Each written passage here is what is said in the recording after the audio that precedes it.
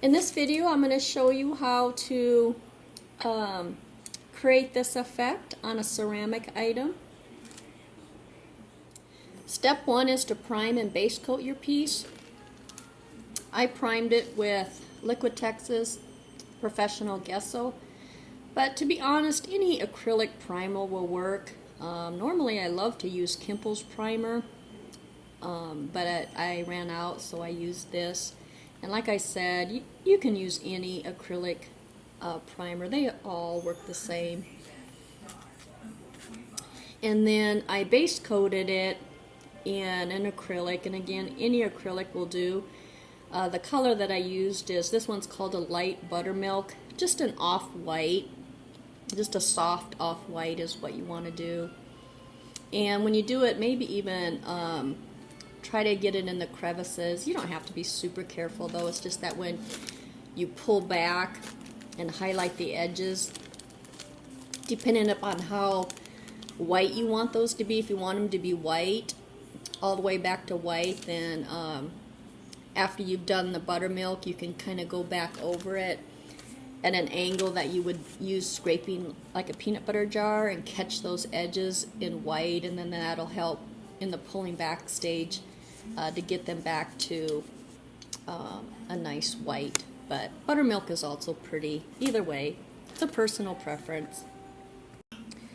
So the other items you'll need for this project, Kimple's walnut, and then this is the product I use to pull back. I love this product. It's really the only product I do use. It's called Americana's Drying Time Extender. I'm able to get it at my local craft store.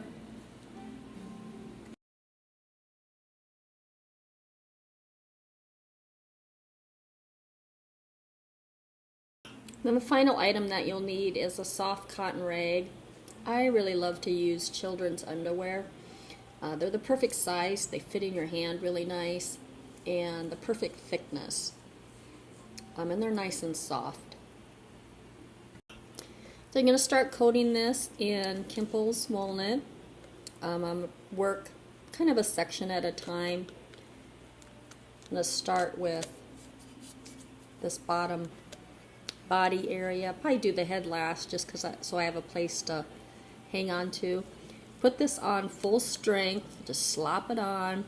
The only thing you really want to be sure to do is be sure all white areas are covered up. Don't leave any little spots showing through, but otherwise doesn't really matter. Just paint it on. The brush you use doesn't really matter, other than it just needs to be soft, kind of fits the size of the piece. I mean, you can use this really big brush, you could use a really small brush. I generally try to pick one that fits the size. A really large brush would be a little bit awkward, and a little small brush would take longer. So I just chose this size because it's a medium size, and this is a medium size piece. So, like I said, put this on full strength. Taking your rag, start pulling back. You can go crosswise, you probably do both ways, crosswise and up and down. The size of your finger will naturally prevent you from getting into the crevices, and so then it'll leave that nice dark color in all the crevices. So you just keep working it, going up and down, crosswise, until you get it pulled back.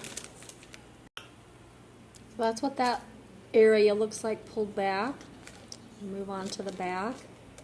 Again, put it on full strength and be sure to cover up all white areas. So that's what it looks like coated full strength, and then again using your rag, pull that back, going both up and down and crosswise.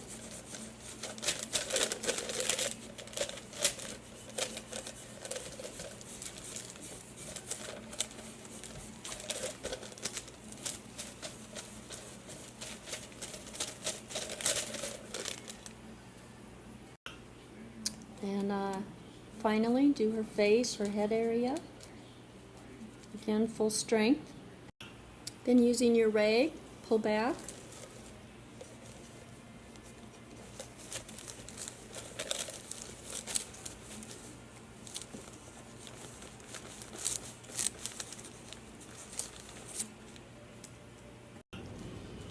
So this is what it looks like pulled back. You could leave it like this, but I think it looks better just highlighted, I guess, or pulled back more with this extender. It just will show the edges better and leave the darkness in the crevices. So to do that, just use your clean rag or clean spot on the rag, and then using this drying time extender. And this is the only product I do use to help pull back. I've tried a lot of other products and I just love this one. It works the minute you touch it to the area. You don't have to wonder why it's not working.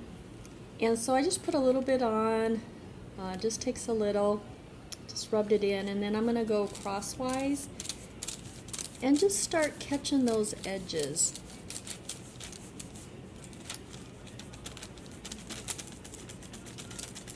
And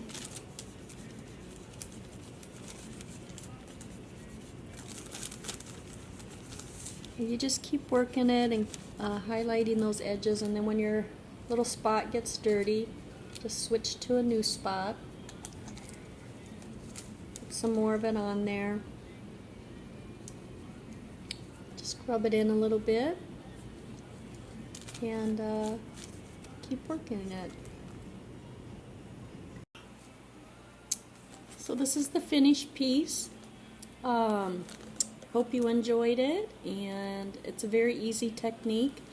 If you struggle to find the Kimple colors, fashion hue colors also will produce the exact same effect. I have to buy my Kimple colors over the internet, and if I used fashion hue, I would also have to purchase those over the internet. So just do Googling and until you can find a site to buy the colors. And I hope you found the video helpful, and happy painting.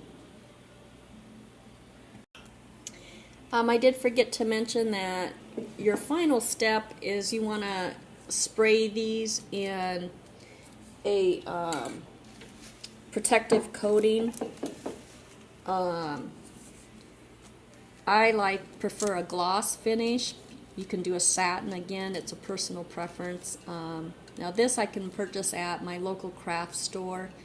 I have found all brands work the same.